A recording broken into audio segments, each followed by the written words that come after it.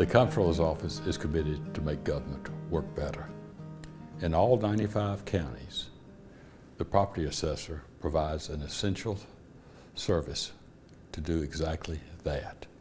It's one of the most difficult jobs in the courthouse because this job is to fairly and equitably value property that's subject to taxation.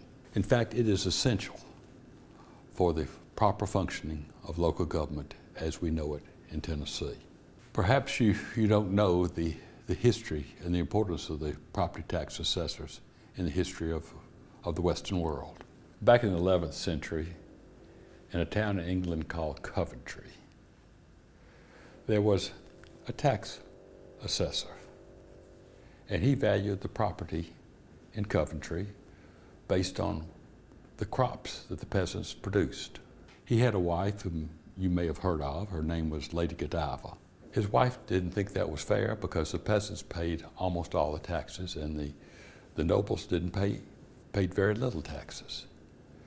She protested, and when he refused to change the system, she said, well, then I'll just take off my clothes and ride a horse naked around the courthouse. He didn't believe her, and she did.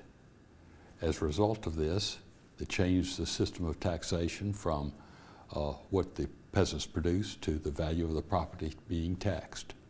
And this is the basis, this change here is responsible in large part for the end of feudalism and the introduction of the modern world in which we know.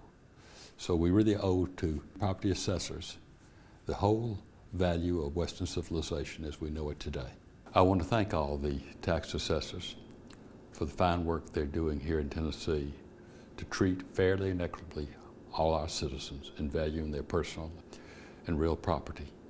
It's essential for the government as we know it here in Tennessee.